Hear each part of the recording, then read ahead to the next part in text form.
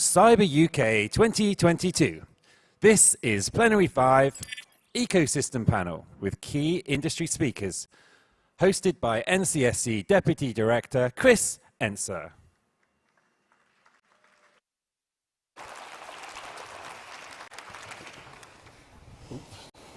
Well, bore da, croeso. Good morning and welcome. So I'm Chris Ensor, I'm one of the Deputy Directors at the National Cybersecurity Centre, and I'm responsible for all things we do around cyber growth and prosperity, that was the word. Before I start, I'd like to introduce my panel. So James, from that end across. Hi, hello, good morning. My name is James Dibble-Johnston. I'm the Deputy Commissioner and Chief Regulatory Officer for the Information Commissioner's Office, with responsibility for overseeing our data protection and cybersecurity work, including our NIS responsibilities. Erica Lewis, I am Director of Cybersecurity and Digital Identity at the Department for Digital, Culture, Media and Sport.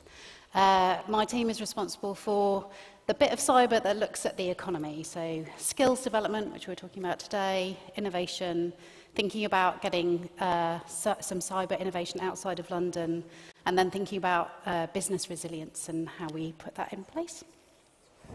Hello everyone, Simon Hepburn, CEO of UK Cybersecurity Council. The organisation obviously was founded to really develop the standards within the profession and also to really demystify people in relation to careers to join in the profession. Just say I've got over 25 years experience in the charity kind of leadership, skills development and organisation development sector. Hello, I'm Pearl Noble-Mallock. I head up product security at BAE Systems and I'm also a security practitioner. And thank you all for joining me today. So many of you will remember that this time last year the UK Cybersecurity Council was launched with the aim of being sort of the standard setting body in the UK for cyber skills. And where appropriate, kind of pulling together existing qualifications and certifications under a single framework and probably having to fill a few gaps in at the same time. So 12 months is a long time in cybersecurity, and this is really an opportunity for us to take stock. How we got here, where is here, and where are we going? So I think those are the things we want to explore today. And like myself as a practitioner, there'll be many people in the audience who want to understand sort of where we've got to and what it will mean for many of us as practitioners in this industry. So, okay, to begin with, let's talk about how we got here. So, Erica, why do you think that the UK needs a cybersecurity council? Okay, so I wanted to talk about three different things that are a bit of a push in this area. Quality, quantity and diversity. I'm going to start with quantity because I think it's really important, and this is the only stat you're going to get from me today, but we think that there are 14,000 jobs in cybersecurity every year that need filling. Now that's a massive number, and that's a big job to get those filled. So we can't just be sitting back and just hoping that that's going to happen, and part of the council, developing the council, is about making sure that that happens in the right kind of way.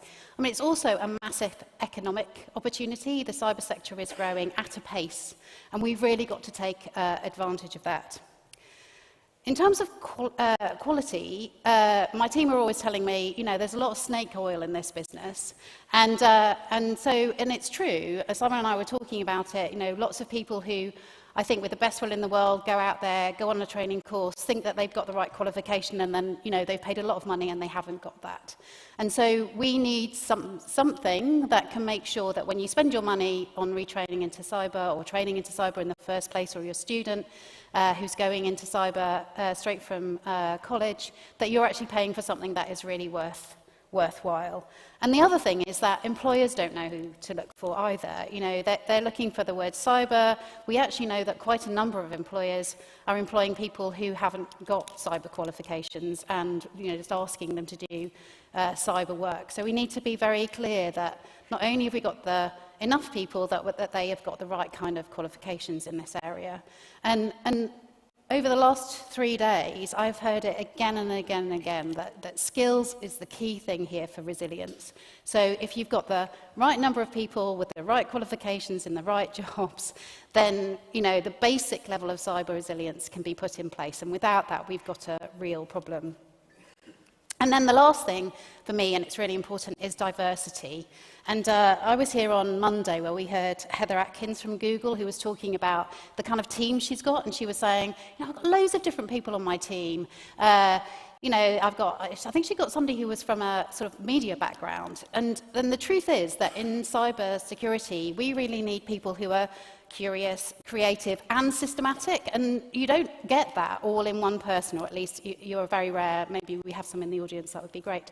But it's, you know, we do need to get different people from different places into cyber. And so we really need the work that the Council's doing around thinking about what are the different skills that you need for a cyber person, and I know Simon's looking at that whole kind of lexicon and making that really simple for people to understand so that people from lots of different communities. Again, yesterday I was talking to somebody who was saying, I've got people who don't think that they can get a job in cyber because they haven't got a computing degree. So we need to kind of overcome that barrier and get people into those wonderful jobs that we've all got waiting for them. And Erica mentioned employers there. Pearl, what's your view? Yeah, absolutely. As somebody who came into the profession by accident, there wasn't really a career path to follow. And now that I'm at the point where I'm now the person recruiting people, that's still the case. And it's still not clear. And the question I get asked the most by people is, how do I get into cybersecurity? I'm really interested, or I've got a son or a daughter that want to do it. So we really need to make it clearer and easier for people to get into the industry. And from an employer's point of view, yeah, you're right. We do employ people that don't have qualifications, and it needs to be about skills. And qualifications have their place, but I think when we've looked at the CCP framework in the past and that being about experience, more sort of aligned to what a chartership would be, where you have someone sponsoring you into cybersecurity and having that experience-based piece as well is really, really important. And any sons and daughters out there, it's Cyber First is always my plug for that. We've called this panel session Chartering New Territory for Employers and Practitioners, and I think we should have extended that to government and regulators, because I think it'll mean a lot for all of us. James, your thoughts from your perspective? Yeah, sure. And I would absolutely echo what the other panellists have said. We are an employer, we have 1,000 staff, we are a whole economy regulator. So we have the challenge of providing advice, carrying out audits, if things go wrong, investigating, and we draw staff from a wide variety of communities, backgrounds, and lived experiences. So we have those employer challenges as well. From our perspective, we also have hundreds of thousands of contacts from data controllers and organisations up and down the country who absolutely recognise that sort of snake oil sales pitch that they've had, and they want the regulator to verify and say, should we do this? Should we procure from there? Should we accept that advice? So anything that can help us lift some of that fog is really helpful. And my background is in regulation, in professional services across law, medical, healthcare, and policing, and I've seen firsthand the benefit of that kind of approach in lifting some of that confusion. I think what we also have from a regulatory perspective is the challenge when things do go wrong or when we're out carrying out an audit of compliance is how do we verify what is acceptable, what is good, both in terms of the technical component, but also the advice, the human component that goes with compliance. And again, anything that can help us with that is really helpful. We are not a technical authority, we are a regulator. We need others to help us set that standard. So all power to the elbow of the council. So that's good. So sticking with you, James, international always comes up regularly because we've got international companies in the UK. How do you see the international dimension kind of playing into this? Yeah, it needs careful thought. Obviously, as well as the domestic jurisdiction, particularly under GDPR, we have an international jurisdiction as well. So we have to retain some flexibility.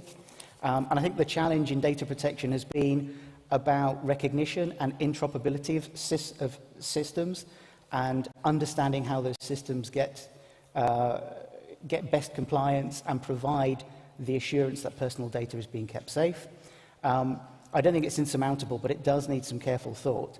And I don't think we would ever say it's that. I think we have to have that flexibility. But what we'll be looking for from the regulatory side is for organisations to demonstrate their thinking about this in terms of how they've sourced the right advice appropriate to the risks and circumstances they find themselves in. Yeah, I think mutual recognition and even trying to develop international standards. I mean, having spent many a happy hour in international standards and NATO for, all that kind of thing, it's really hard to get that kind of consensus. So I think that international dimension is going to become a really interesting problem. Okay, so that's, I think we've got a good argument there for, why we need the Cybersecurity Council. So I think it's a good opportunity, Simon, for you to talk a little bit about where we've got to. Can you hear me? Can you hear me okay? Yeah. Okay, perfect. So I think on an international level, I think it's important to really acknowledge there are standards that are around. So we've really been working in relation to our standards development, obviously the NICE skills framework from the US, the CYBERUK skills framework obviously from the UK, the Sophia framework, which is obviously recognised globally, and also the Engineering Council framework. And I think for us it's really important that we're not reinventing the wheel, but really see what standards are working nationally and globally and how we map those in relation to our chartership. Just to give some kind of updates on some of the work that obviously we've been doing and how the council will respond to that. There's one obviously around CCP, so we will be taking over, I'm sure a lot of people would have seen in the press and kind of some soft launches around would be taking over CCP, and that's really a scheme and it's transferring obviously from NTSC. And what we'll be doing is it's not just being thrown over the fence in a sense, it's more around us reviewing that and seeing how that works for the sector and reviewing how the programme works in relation to the work that we're doing as part of the council and our chartership qualifications. So what we're really looking at doing is really creating a universal recognised standard for the wider industry. We're really, again, working with obviously NCSC as our kind of core technical authority on that. We'll also be doing work on our licensing organisation, so as part of this whole model of obviously transferring obviously CTP, etc., really exploring the current licensing model that basically exists with current providers and developing new licensing model for organisations and accreditation organisations who are interested in the opportunity to, one, become a certified body, kind of aligned to the new charter standards that we're developing. So I'm sure many of you will know it's charter, principal and associate level. So there's a lot of work taking place in the organisation to really drive that agenda forward. A key announcement, and again, some people who are part of our kind of working groups, etc., will know we are launching a pilot programme. So the council will be running a six-month pilot programme in two areas, risk management and security architecture. And that's a pilot that where we're using our own standards and working in conjunction with Ministry of Defence, NCSC, CYBERUK, APMG and BCS, or current certified bodies, and also the Department for Work and Pensions. And so we're really looking for other organisations who are interested, and this is a call to action. Other organisations are interested in getting involved in that pilot programme to really see how the standards that we're developing and developed will work in real terms. Do contact us, and we've got a stand obviously in the ecosystem area. I have quite a lot of questions around what standards are we working on and what's the kind of order based on the 16 specialisms. The two priority standards are, as I just said, risk management and security architecture. And that's really a focus for this year and part of the pilot. Our second two standards would be audit and assurance and security testing. So again, organisations, certification organisations and bodies who are interested in those areas or skills and knowledge in those areas do contact us to see how you can be part of either the pilot programme or developing those standards. Because from my view, I think it's really important that it works for the wider sector. I think that's absolutely essential. There's been, we've obviously got a stand, and I know there's been a lot of questions around about existing certifications and, what's my current certifications, especially around CCP, etc. So during this period, especially the trial period, the council will obviously take ownership of the NCSC standards in relation to those areas and oversight of working with the current CBs that exist. Existing certifications will continue to be recognised throughout this trial period. Okay, so it's important to say that because I know we've had a lot of questions at our stand in relation to that. And also, our ultimate aim, I think, as an organisation, is to really review through the pilot programme, to ensure that as part of the transfer of individual qualifications, it's really transferred over to our new standards, and we're basically developing as a council. And our key thing is not about creating barriers to joining the profession, and I think that's really important to say. So what we're looking at is, there is a significant skills gap, and we all recognise that. What can we do to maximise people joining the profession, so whether it's new recruits into or people transferring from other roles and responsibilities. So that's our core role as an organisation. And also, I think obviously making sure that as a profession, that it's basically, that our skills, etc., are recognised. And I can formally announce today that we've been working obviously very closely with CYBERUK, so the cyber body of knowledge, and their stand is opposite ours in the eco area. And what we've basically established is a cybersecurity joint transition governance board. And what that basically is really ourselves working very closely with the CYBERUK team around the transition of CYBERUK from obviously the CYBERUK team and obviously engagement with NCSC and University of Bristol to ourselves as the council. So, and again, I can announce today that as part of that transition board, we have a chair of the transition board, and that will be Sian John, who's a director at Microsoft. And we've also got an independent advisor, and that's Ollie Whitehouse, who's Group CTO of NCC Group. And then other members of that group would be Awaz, obviously the PI for CYBERUK, and myself as obviously the representative for the council. And I think that's really important because CYBERUK, as the body of knowledge, from my view, is really important, and it is the lexicon in which we look at all of the qualifications, certifications, the career route map. So that's the work that we basically do. So having that kind of engagement. And our key objective, I think, is for the CYBERUK to transfer to the council by 2026, because I know a lot of people are going to ask that question. But again, working through that transition model. And as the Right Honourable Minister, sorry for taking so long, Chris, but I just want to get some key notes out. So as the Right Honourable Steve Barclay basically mentioned this, earlier this morning, that we've been awarded, obviously, Royal Charter. And I think it's the only one in the world in relation to cybersecurity. So we're really proud, and thank you, obviously, DCMS, NCSC, etc., for the support, obviously, through that programme. And so at the moment, so everyone's asking, well, when is the opportunity going to be available? When can I become a cybersecurity professional? So we're working obviously with our governance and legal team currently, and that's really around the kind of formalities of Royal Chartership and the transition from our current legal status to the Royal Incorporated status, and also obviously waiting for full confirmation on Vellum. So once we've done that, we will be making a formal announcement. And again, our core work is very much focused on our 3 levels of chartership, so charter, principal and associate, and looking at how we're mapping the different certifications and qualifications that currently exist and how they basically map to our charter levels. So just to acknowledge again, I think your professional bodies, so I think there's many professional bodies who've been doing some really good work, and so we don't want to reinvent the wheel. So I think our work is really just around how do we map, work with and engage with a lot of the professional bodies that currently kind of exist in the marketplace. Hopefully that gives a kind of overview to what we're doing as an organisation, but do come and see us on our stand, and I'm sure we'll be able to give some more details. So there's a lot going on there, and I think I've always seen NCSC as a kind of curator of a lot of this stuff, and it's great now that we're beginning to start practically moving things across to you and work with you in developing them. One of the things, I'll just stick with you just a second, Simon, because a lot of the feedback we've been getting at the stands at the ecosystem is cost. Yeah. And what is the balance between cost and quality, and how does this compare with other professions that are out there, not perhaps within what we see currently within cyber, but what we see within auditing, project management, accounting. What do you see about in that space? I mean, the core part of the work that we are doing is that mapping. So what I don't want to do is, in relation to chartership, setting it at such a level that only 5 people in the whole of the UK can achieve chartership. So there has to be equilibrium with obviously charterships that exist in other fields, accountancy, law, etc. And so I think I've got specific experience and qualifications around total quality management, etc. And I think the quality is really important, and we have to get the right quality. So when we're talking about cyber security and critical national infrastructure, we have to have people that's at the right level who can actually do the job. So I think that's critical. So we have to get the quality right. I think that's essential. But also we have to do it. It has to be at a cost which is affordable. You see, and it can't be significantly more expensive than every other field, but we have to look at what's the true cost.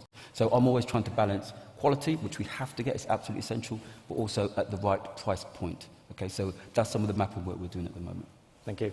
And so that's really interesting. You've done a lot of work there. Pearl, from an industry, how does that sound to you from an employer and industry perspective? From an industry perspective, I think it's really great that you're doing different levels, because I think what is needed is that career development piece, and how do people move their career forwards, because it is about qualifications, but it's also about life experience in business or in research or whatever they're doing.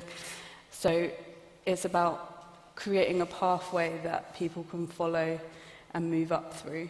I think that's really important, and providing that framework around it, so that we understand what it is that industry actually needs. And it's really great that you're already working with different people in industry to understand what the skill gaps are, so that we can really try and help people focus on gaining those skills.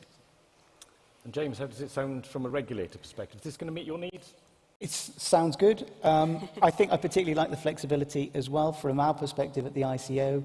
As I say, as that whole economy regulator, we have everything from the sole trader who's holding some of their customer data in particular products right the way through to large multinationals.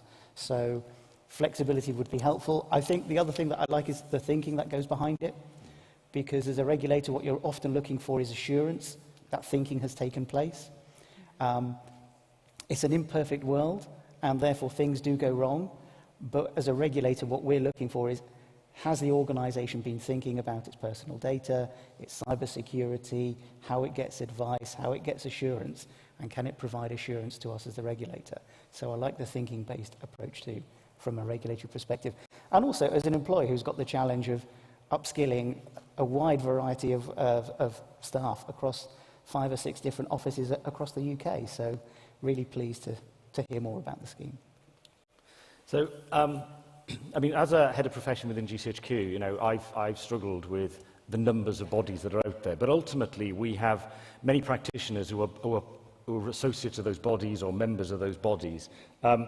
How do you think the council will work with those existing bodies, Simon? So I think, oh, again, can you hear me okay? Yeah. Yeah, okay. So I think there's a lot of professional bodies there, and a question I often get asked is, you know, some people are members of 3 or 4 separate bodies.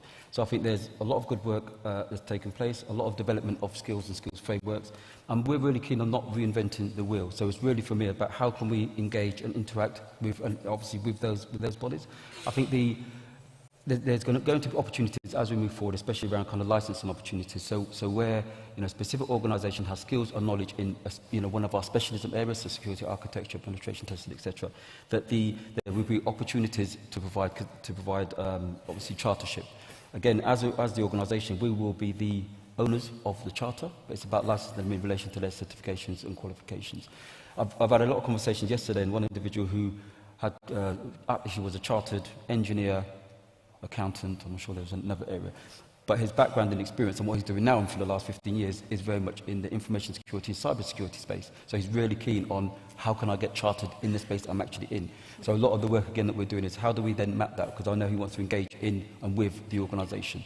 So the key thing is around engagement, mapping, and obviously that chartership certification. And Pearl, as an employer like me, how do you feel? How important is that to your people? So I work for a big engineering company, and so I'm a chartered engineer, so I've had to go through that process already. And what I found is I really liked that you were sponsored by a colleague or somebody in the industry, because they're putting their name against it as well. So that felt like a good thing. But also that it's not just based on qualifications. It's also based on experience, and there are different routes to get that chartership. So you might not have a degree, you might have done an apprenticeship instead, because we, you know, as industry, we are pushing cyber apprenticeships and things through our organisations. So it needs to be flexible to handle that. But I think a chartership methodology structure is a really good one, because it's playing that academia and that experience together, which means you get a more rounded person in industry. And then they're vouched for by somebody as well. So I think it's a really smart move. So chartership's going to be a big draw for the council and membership of the council. But, you know, a lot of people I talk to say, well, why should I bother joining it? You know, what's in it for me, kind of thing. And I think that's going to the challenge here is going to be, how do we make it stick? Erica, what's your thoughts about how we make this stick? How can we make it stick? I mean, I think Simon and his team are starting to do the thing that I would be putting top of my list, which is, you know, actually quite gently entering into the market and sort of not like a bull in a china shop, really. You know, making sure that you're building partnerships with the bodies that are already there, and thinking about how you can, you know, sell this thing in a way that doesn't put people's backs up. So that's number one in terms of making it stick.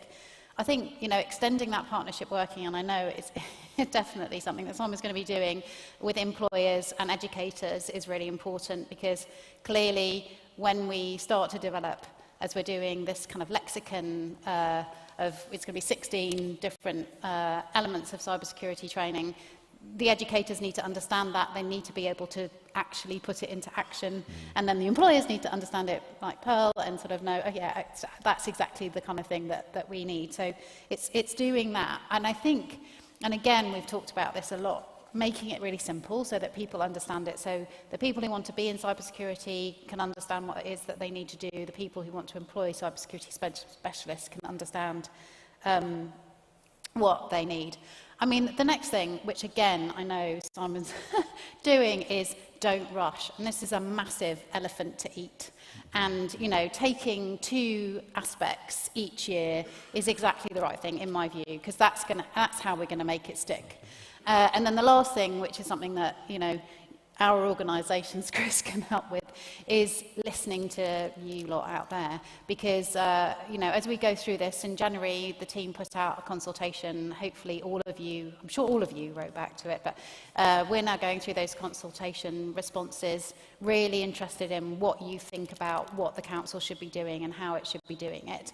And the more that we can get it right in terms of the things that you're telling us, I think the more it's going to stick. And certainly from an NCSE perspective, we will be looking at those qualifications recognised by the Council for those organisations wanting to offer professional services. So that's our part to play in all this, is to use the levers that we have to start to embed the Council standards in the work that we do. James, the regulator's going to have a role in all this?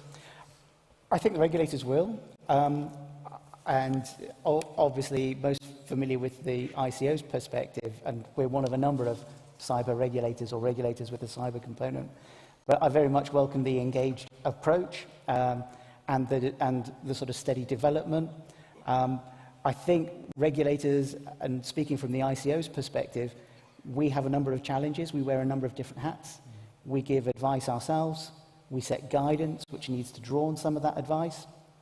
We're out inspecting, carrying out audits. So we need standards that we can apply and work to get the right assurance so the public can have confidence in what we say about organisations. When things go wrong, we need to have a measure we can measure organisations against, and clarity around that is welcome.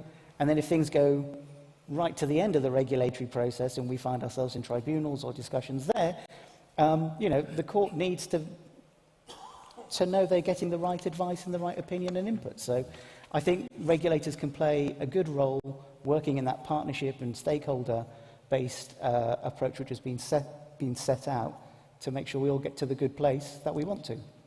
And I think I'd echo that softly approach, that it, rather than be thou shall, you know, you cannot operate in this space unless you've got the certificate, but you leave it up to organisations to make risk decisions, basically, around the sort of skills that they need. But at the end of the day, that has impact if they, depending on how they make the decision. I think it's a really good way going forward.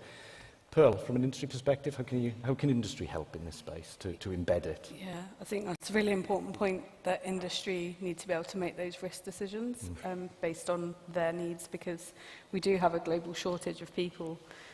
So industry, I think, Phil, do have a huge part to play in solving the shortage of people in this area.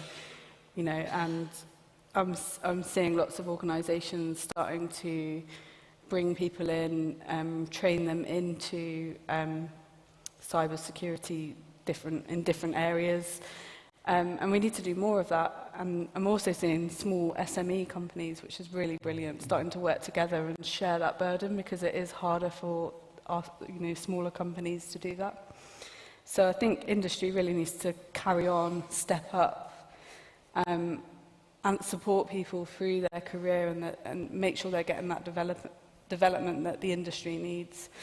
We're moving into a different time where people move around into different organisations, and we sort of need to work together and be flexible around that to make sure that as an industry we have the right people and the right skills going forwards, and to make sure we are resilient as a country.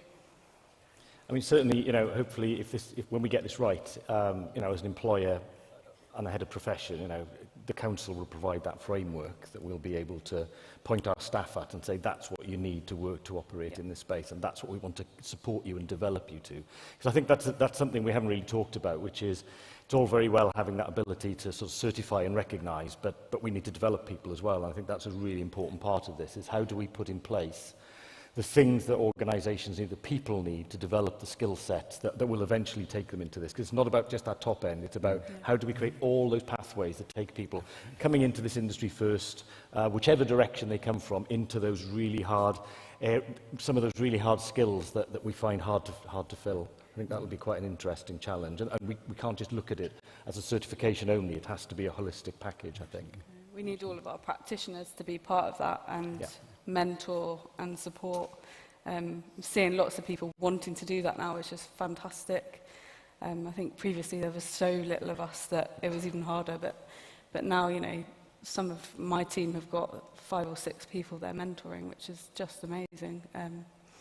So it would be great to see more of that out there. Certainly the appetite for give back, and you know, I'm involved with Cyber First, and you see it there, the community, and I thank everybody for the you know, being prepared to do that. So as we kind of bring this to an end, I'll ask Simon first, and then maybe finish with Erica. But what's the call to arms here from a government perspective? And I'll come to Erica on that in a second. And then Simon, what would your call to arms be to this community to support the council? I've wanted to be patient. You know, I've spoken to people who's developed standards, and sometimes that's taken many, many years. I've spoken to people who's organised, obviously, charterships, and that's taken over 100 years. So I'm sure you all know organisation has taken 100 years to get chartered. So I think we've achieved an awful lot in a very short period of time. So one, I think, be patient, but also work with us, because I think that the core thing for me is really around that we have to develop both the standards and the career route maps that works for the sector. And to be absolutely frank, not everyone's going to be happy, because some people are quite comfortable with the status quo. But to be frank, I'm not, and we're not. So I think collectively we have to work together to really, one, raise the bar, and two, to professionalise the sector. And really my key thing is around engaging with you all, or you also to engage with us as an organisation to basically achieve that. So my kind of call to action is, I think, one is to join the organisation, whether an organisation or corporate member, and that's ultimately about supporting our mission. So as we're developing the standards, as we're running pilot programmes, as we're reviewing our career route map, as we're making our career route map more accessible to everyone who would like to join the sector, including young people, we want it to make sense and to be accessible. Join us, obviously, on LinkedIn, Twitter, etc., because then you'll really keep up to date with announcements and work that we're basically doing. And really important, I think, to participate in the next Decrypting Diversity survey that I know that obviously NCSC and KPMG are currently working on. So when that's released, absolutely get engaged so we can really understand what's the current kind of diversity dimension, obviously, within the sector.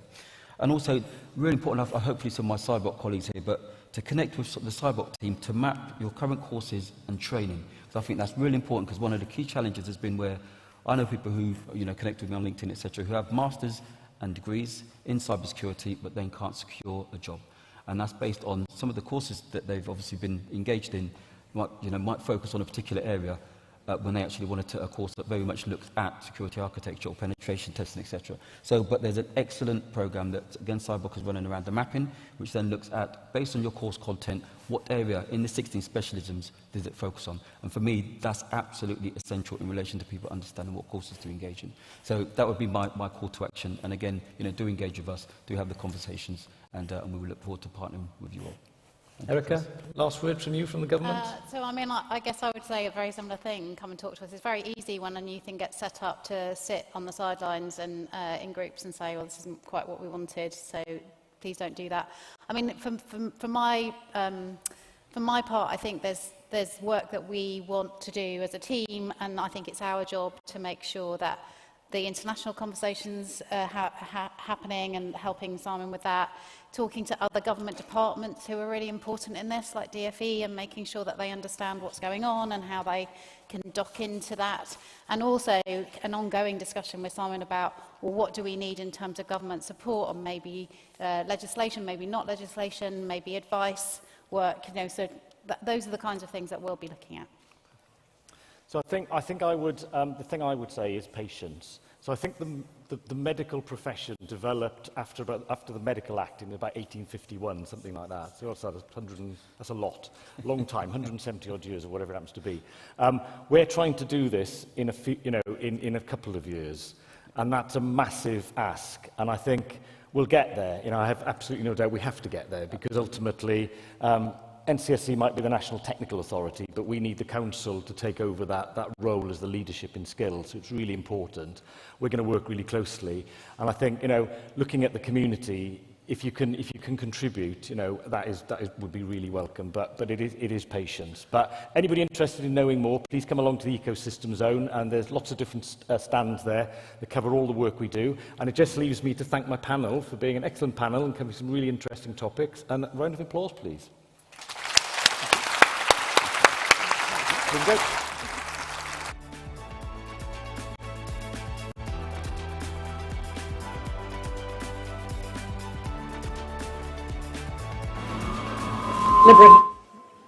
Gosh, I didn't manage to make the microphone quite that squeaky.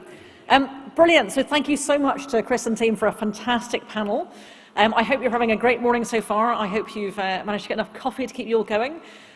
So we've got our second Minister of the Day now speaking to us. I've just escorted CDL off the premises after a superb morning of interacting. I've just seen him running around with a VR headset and talking to lots of school kids. So now we have, and I'm very grateful he's here, the Right Honourable Damien Hinds, who is the Security Minister from the Home Office. So thank you very much indeed, and please welcome the Right Honourable Damien Hinds. Thank you very much, Linda. Thank you. Well, good morning, ladies and gentlemen. It's great to be here in South Wales. Fantastic to have this event back, and with the opportunity to actually meet together, like in person. And it's a really important event, one of the most anticipated events in the cybersecurity calendar, because I think in this sector, with this challenge around cybersecurity, probably more important even than others, that we have government, law enforcement, academia, the cybersecurity sector and wider industry all working together in partnership, feeding off each other, learning from each other and sharing those opportunities. And there's nothing quite like this event for enabling that to happen. So I am the Security Minister, and people sometimes ask me what that means. I mean, people know what security means, but security from what? From what threats? Well, there are three main aspects to my role, which are terrorism, state threats, and parts of organised crime, particularly what I call distance crime, those crimes that are perpetrated by somebody in one place but on somebody else in a different place. Terrorism, state threats, and organised crime, three huge areas of threat to our country and to other countries around the world. And cyber technically is categorised in the third of them, in the organised crime, distance crime. But actually these days there is a huge cyber element to all three of those. And because of developments in technology, actually the lines between the three categories continue to blur. On state threats, of course, we are acutely conscious with the current situation in the war in Ukraine and that unjustified act by Russia. We are acutely conscious that these days cyber is absolutely part of the arsenal of the weapons of war. But it's actually a much broader part of state threats than that. And along with how it feeds into terrorism and to broader crime, we say that online is the new front line because it is such an important part of all the threat facing the United Kingdom. And that's reflected too in our work in Parliament. So we've just had the Queen's speech, as you know, and part of that, and in fact being introduced into Parliament today, is our National Security Bill, which will look, among other things, at how state threats, national security threats, manifest in every way from eavesdropping to the theft of intellectual property. But there's much more than that. We also have a second economic crime bill about to come in, where we'll be looking at the role of crypto assets, for example, a rapidly changing part of the financial system. We have the Online Safety Bill, which is a huge piece of legislation with a very, very far-reaching but incredibly important ambition to make this country, the United Kingdom, the safest place in the world to be online while protecting free speech. And we're also re-looking at the Computer Misuse Act that came into being in 1990. It's actually proven to be a remarkably foresighted and resilient piece of legislation that underpins what we're talking about at this conference on cyber security. But it's right that after the passage of that amount of time, and with such a rapidly developing threats picture and state of technology, it's right to look at that afresh again. And in the last year, there were 1.8 million cases of computer misuse. 1.8 million. Now, we've been seeing a growth in cybercrime, as you all know, for quite some time. But there has clearly been a huge growth spurt has come about also as a result of COVID and the lockdowns and the change in the opportunities that were there for criminals. And so the amount of cyber crime, computer misuse incidents that are recorded for last year, that's something like double the amount that it was just as recently as 2019. And that in turn is driven by a 174% increase in stealing personal information. This is rightly, absolutely a top priority for the government. Why? Well, first of all, because of what it can do to our society. And there was a time when we used to talk about IT systems as being business support. Well, IT systems, information technology, is no longer business support. It is business central. And in many cases, it just is the business. And it's the business of all sorts of things that we rely upon. Obviously, that includes public services and critical national infrastructure. But actually, many, many other businesses as well. And I think, there's a parallel between, if you remember, in the early days of the coronavirus, when people were talking about, well, who is a key worker? How do you define key workers? And of course, it turns out these days that we rely on so many different people in society, so many different parts of the economy. And particularly when we talk about the systems that underpin them, they are all literally interconnected. The second reason is that these are crimes against people. There is no such thing, ladies and gentlemen, as a crime against business, let alone a victimless crime. Any theft from a company is ultimately the theft from employees, or from customers, or from shareholders, who, by the way, are your mum and dad's pension fund. You can only ever commit a crime against people. And more than that, the psychological effect that can be meted out upon employees of a company that has been targeted in that way can be really great indeed. And that's quite apart from the huge real-world effects that can be had because of the disruption of the business and the theft of the data. Cybercrime, of course, also is behind a lot of extortion crime and indeed domestic abuse crime. And it's also very often behind another type of crime, actually now today the biggest single category of crime, which is fraud.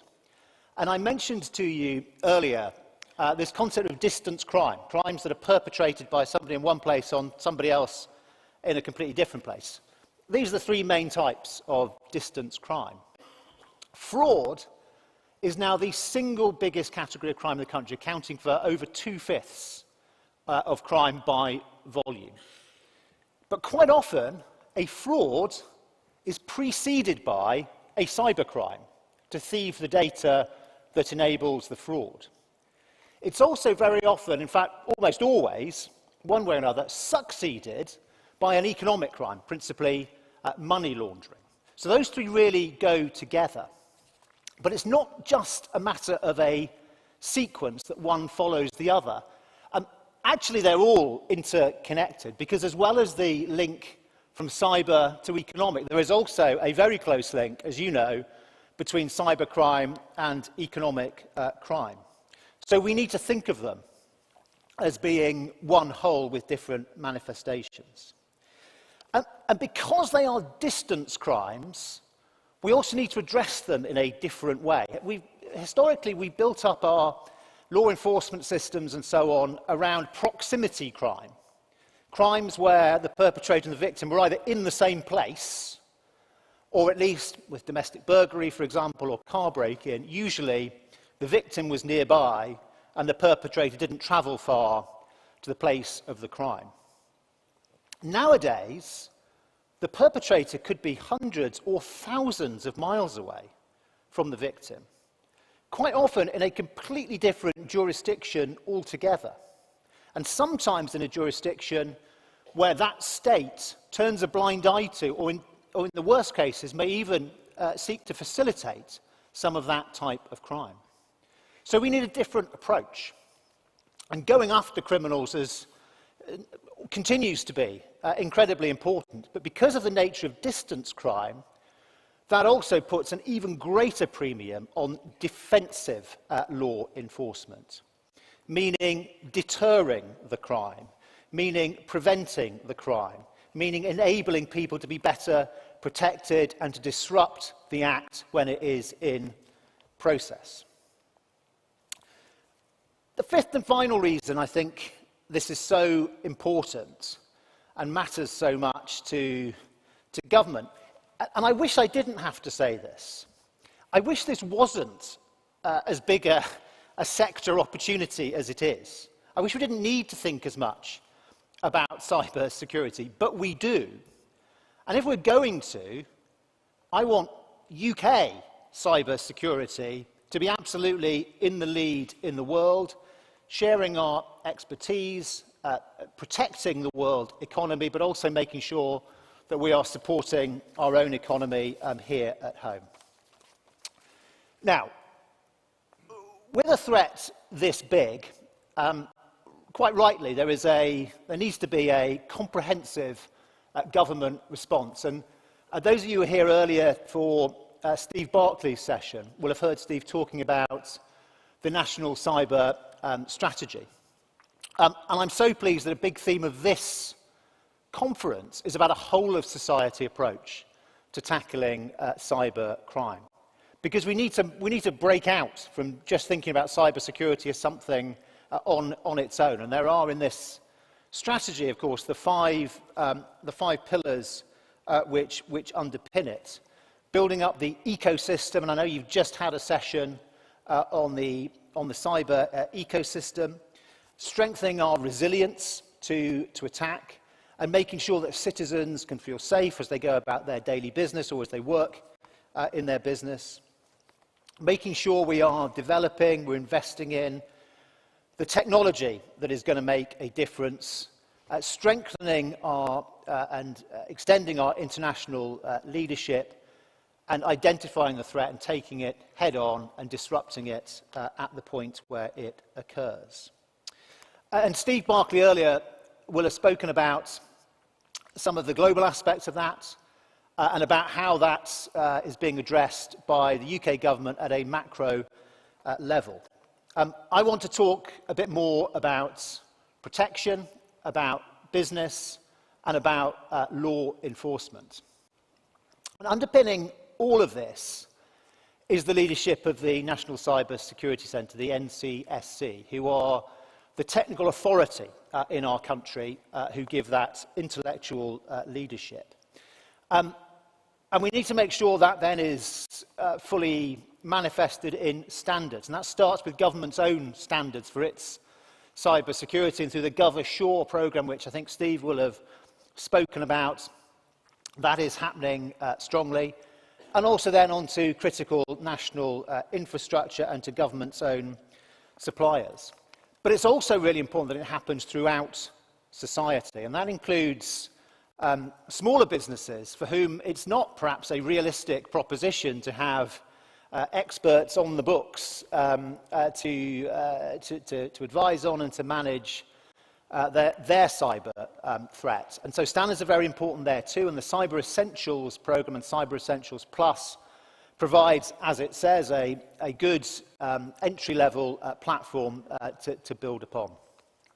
And finally, I was going to mention the law enforcement response. And there are now 1,000 people between officers and staff working against the cyber threat across the police network. In action fraud, there is a hotline to contact when in the throes of a cyber attack, when actually under attack. And it's so important that people, businesses do report these attacks, because only by building up that intelligence picture can law enforcement address the totality of it. We've also been boosting the National Cybercrime Unit, and since 2019, there's a cybercrime unit in every police force in England and Wales. And that's important for investigation and enforcement, of course, but also actually particularly important in terms of making sure there is an on-the-ground potential for victim support and for giving out tailored protective advice. And one other thing I wanted to mention, because actually it's a good example of different programmes of government joining up, and it's something that we've learned from the PREVENT programme on as part of the counter-terrorism approach. Similarly, through the Cyber Choices scheme operated through regional organised crime units, this is an innovative and I think internationally leading way to present to young people who might be about to go down the wrong path using their cyber genius, but for bad ends, instead to show them different ways that they could use that expertise for their good and the good of our society. But as I said, it isn't just about government, it isn't just about business, it isn't just about any parts of our society and economy. To maximise what we do in protecting ourselves, this does need to be a whole of society approach. And I want to just suggest 4 things that every business in the country can think about doing. The first is just about the profile of cybersecurity, and I realise with this audience this is a bit like preaching to the choir. I probably don't need to say let's raise the profile of cybersecurity, but actually there probably is still more that even you can do on social media, in your general business communications. Most importantly, actually, I think, in terms of the expectations that are set. So the expectations that primes set on their suppliers, and then the expectations that those suppliers put on their suppliers in terms of improving cyber security and realising the network effects. The second thing is about helping to support those small and medium-sized businesses who need extra support. And there are, as I hope you will know about, we now have 9 regional cyber resilience centres across the country, and also a national cyber resilience centre network, who offer advice to smaller companies, but also through partnerships with universities, are also able to bring in some of the new talent to offer a very cost-effective offer for advice on cybersecurity and for high-level diagnostics, and to really build up this network of regional cyber resilience centres, we need more firms to take part. So there's a national ambassadors programme where there are companies like the Very Group, Accenture, Chain Analysis, and Cantium taking part, and more would be very welcome. And on a regional level, if your company has a particularly strong regional identity and set of roots in particular, it would be great to think about joining one of the regional centres as part of its board. So, for example, in the northeast, there is Lloyds Banking Group, Thales and DLA Piper involved in that region. And just more generally, through your CSR programmes, to look at ways of partnering with those centres to help to support smaller businesses, and as I say, help to realise the network effects for everybody. The next thing I think everybody needs to look at, and I know again in this audience you will be doing this, it'll be very high on your list, but you know, we think of this as a technology sector. Actually, it's a people sector. I mean, like everything else, it's about the talents and the skills that are brought to bear to address this problem. And it is a really, really competitive market out there, as I think I probably don't need to tell you. But that means there is more of an importance than ever on developing the pipeline, bringing on the next generation of talent from square one. So not recruiting someone who's already been trained by somebody else, but particularly through now with new T-levels that have just started, that qualification for 16 to 18-year-olds to make sure that there are an adequate number, preferably more than an adequate number, preferably plenty of industrial placements, 9-week placements available for digital T-level students in the cybersecurity sector. There are now 4 apprenticeship pathways in cyber security, and as you will know, the quality of apprenticeships has really been driven up in recent years, and that's a great proposition for businesses large and small. And the fourth thing I'm going to suggest that we can all do is about the message, and particularly its consistency. And I mentioned NCSC are our intellectual leaders in this regard, and CyberAware is a great programme for getting simple messaging out to the entire business community. And you'll see up here, I think can't actually read those from there, but I think you're probably familiar with these messages. It starts with email and getting your email password different from and strong using 3 random words, turning on 2-factor authentication. And now I can't read that, so this really stretches my memory. But backing up your office data, updating your devices with the latest operating system and software, and backing up passwords in a password keeper. So those are messages, but what I really want to concentrate on is the other word, consistency of messages. And actually, it's always possible to come up with a slightly improved version of messages with sort of marginal gains to target to a particular audience. Here's something I can tell you which is extra special. I'm going to suggest to you, ladies and gentlemen, that actually perfecting tailoring of messaging is secondary to consistency of messaging. We've learned this in other walks of life, from 5-a-day fruit and veg onwards, that if you get the message straightforward enough, it will land with people, and people will change their behaviour.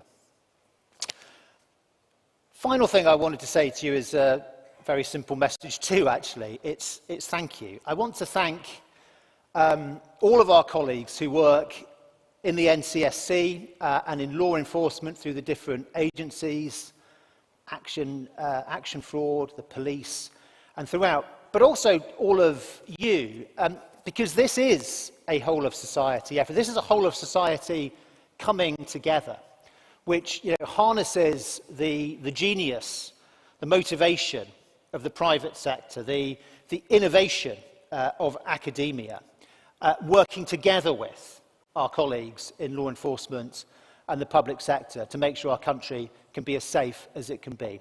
So thank you very much for the invitation to join you today, and thank you to you for all that you do. Thank you.